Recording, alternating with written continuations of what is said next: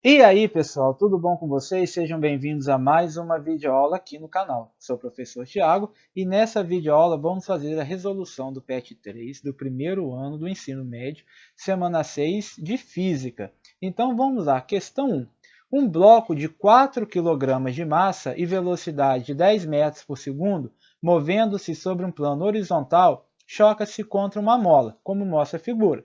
Então vem aí o bloco com uma velocidade de 10 metros por segundo, esse bloco aí de 4 kg de massa, ele vai e choca com a mola. Beleza, então sendo a constante elástica da mola igual a 10.000 newtons por metro, o valor da deformação máxima que a mola poderia atingir em centímetros é...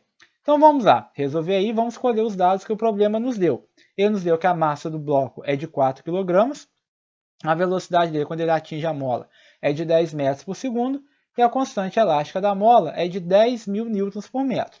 Então, o que a gente vai ter? A gente tem um sistema conservativo no qual a energia mecânica se conserva. Então, a gente vai ter o quê? A transformação da energia cinética em energia potencial elástica, ou seja, energia potencial elástica, um meio de kx ao quadrado, é igual a energia cinética, um meio de mv ao quadrado. Então, eu quero saber a deformação, eu quero saber quanto que vale o meu x.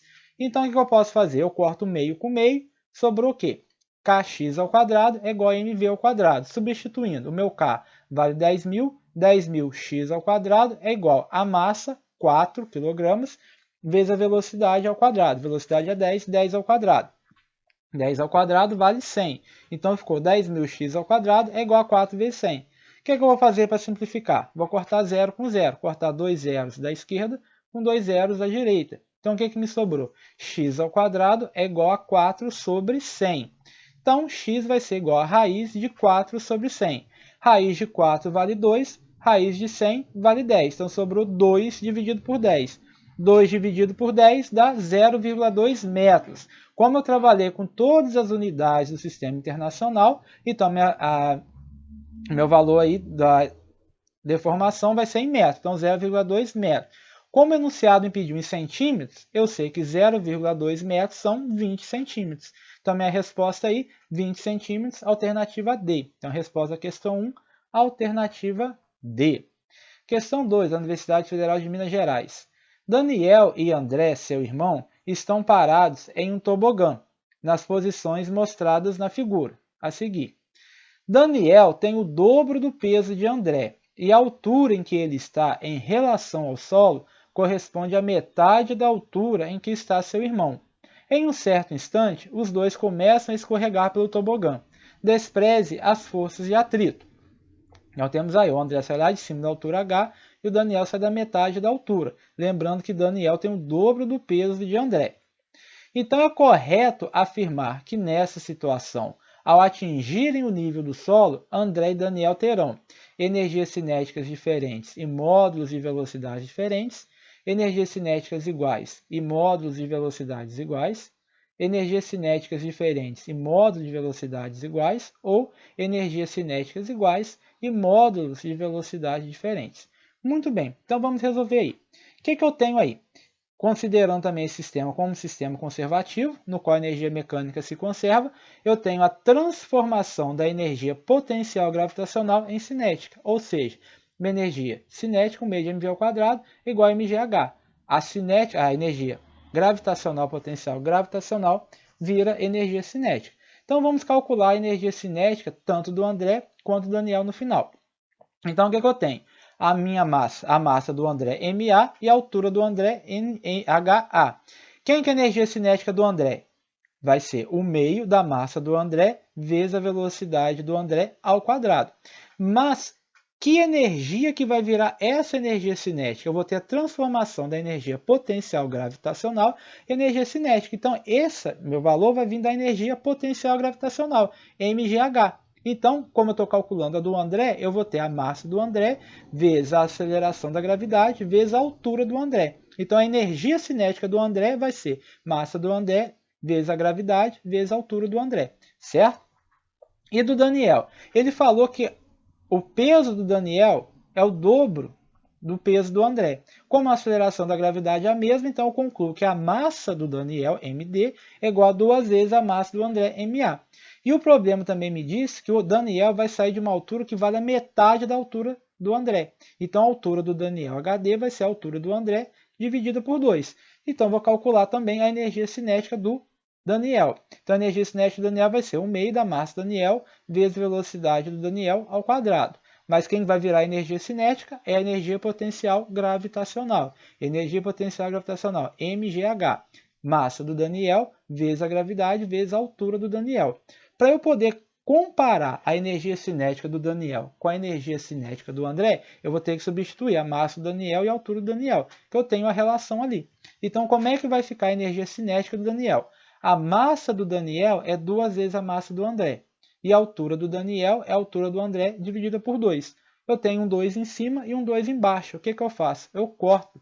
Então, a energia cinética do Daniel ficou massa do André vezes gravidade vezes a altura do André. Ou seja, a energia cinética do Daniel é igual à energia cinética do André.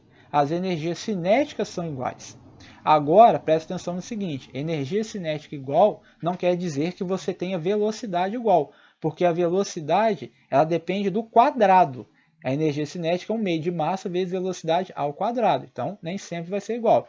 Então vamos calcular aí então as velocidades. Eu sei o que? As duas energias cinéticas são iguais, então 1/2 de massa do André vezes a velocidade do André ao quadrado é igual a 1/2 da massa do Daniel vezes a velocidade do Daniel ao quadrado. Eu posso cortar 1/2 aí das duas, então me sobra massa do André vezes a velocidade do André ao quadrado é igual a massa do Daniel vezes a velocidade do Daniel ao quadrado. Qual a relação que eu tenho entre a massa do Daniel e a massa do André? Eu sei que a massa do Daniel é o dobro da massa do André. Então, no lugar de massa do Daniel, eu vou escrever 2 vezes a massa do André. Então, o que eu vou ter? Massa do André vezes a velocidade do André ao quadrado é igual a 2 vezes a massa do André, que é a massa do Daniel, vezes a velocidade do Daniel ao quadrado. Massa do André na esquerda e massa do André na direita, eu corto. O que sobrou? Velocidade do André ao quadrado é igual a 2 vezes a velocidade do Daniel ao quadrado. Se eu tirar a raiz, o que eu vou ter? Que a velocidade do André é igual a raiz de 2 à velocidade do Daniel. Ou seja, a velocidade do André vai ser maior que a do Daniel. Então, as velocidades são diferentes. Então, eu tenho energias cinéticas iguais, porém velocidades diferentes. Então, isso daí me dá a alternativa D. Resposta da questão 2, alternativa D. Energias cinéticas iguais e módulos de velocidade diferentes. Certinho? Vamos então para a questão 3. Uma moeda é lançada verticalmente para cima com uma velocidade inicial de 6 metros por segundo. Que altura atinge a moeda? Despreze os atritos e adote G igual a 10 metros por segundo ao quadrado. Muito bem, então para resolver eu vou colher os dados que o problema me deu. Ele me deu que a velocidade é 6 metros por segundo e a aceleração da gravidade 10 metros por segundo ao quadrado. Como nós temos um sistema conservativo, no qual a energia mecânica se conserva, eu vou ter a transformação da energia cinética em energia potencial gravitacional. Ou seja, mgh é igual a 1/2 de mv ao quadrado. Energia potencial gravitacional igual a energia cinética. Uma energia se transforma na outra. Cancelo as massas, sobrou GH é igual a 1/2 de v ao quadrado. G vale 10, 10 vezes H, que é o que eu quero descobrir, é igual a velocidade 6, 6 ao quadrado dividido por 2. Quanto que é 6 ao quadrado? 6 ao quadrado é 36, 36 dividido por 2. Então, 10H é igual a 36 dividido por 2. 36 dividido por 2, 18. O 10 está multiplicando, passa dividindo. H vai ser 18 dividido por 10, que vai me dar 1,8 metros. Então, a altura que essa moeda atinge é de 1,8 metros. E a última questão aí, na figura estão representadas duas situações físicas cujo objetivo é ilustrar o conceito de trabalho de forças conservativas e dissipativas. Temos aí um bloquinho aí deslizando na superfície e o outro bloquinho aí preso a uma mola na situação 2. Então, na situação 1, o bloco é arrastado pela força F sobre o plano horizontal. Por causa do atrito, quando a força cessa, o bloco para. Então, você exerceu uma força, no qual, quando você parou de exercer essa força, devido ao atrito, o bloquinho parou. Na situação 2, o bloco preso à mola e em repouso no ponto O é puxado pela força F sobre o plano horizontal. sem que sobre ele atue nenhuma força de resistência, ou seja, na situação 2 não tem atrito. Depois de um pequeno deslocamento, a força cessa e o bloco volta puxado pela mola e passa a oscilar em torno do ponto O. Essas figuras ilustram. Então, o que está acontecendo na situação 2? Eu puxei um pouquinho e soltei. No que eu soltei, o que aconteceu? Eu tinha energia potencial elástica armazenada na mola. Então, essa energia transformou em energia cinética.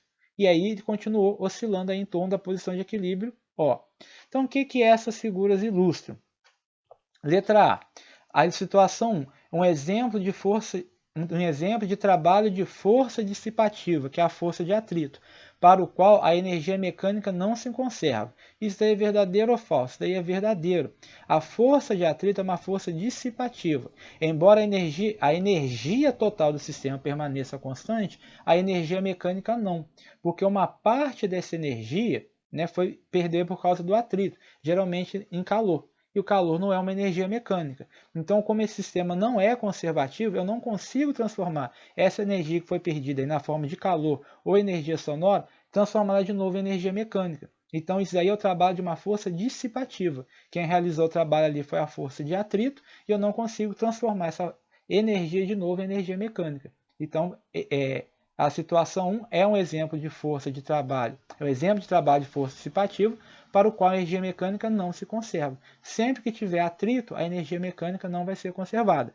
Já na situação 2, nós temos o exemplo de trabalho de uma força conservativa, que é a força elástica. A força elástica, ela é uma força conservativa, assim também como a força peso, para o qual a energia mecânica se conserva, também é verdadeiro. Eu não vou ler as outras opções, que vai ser justamente o que eu acabei de falar. A força de atrito realiza um trabalho dissipativo, ou seja, é uma força dissipativa, a energia mecânica não se conserva, e a força elástica é uma força conservativa, a energia mecânica se conserva. Então a resposta é da questão 4, alternativa A. Certinho? Muito bem, encerramos aqui a nossa última videoaula do PET 3, né? Então eu peço a você que ainda não é inscrito no canal, se inscreva, deixe o seu joinha, né? Curte aí o vídeo, compartilhe com seus coleguinhas de escola e até o próximo PET, pessoal. Forte abraço, valeu!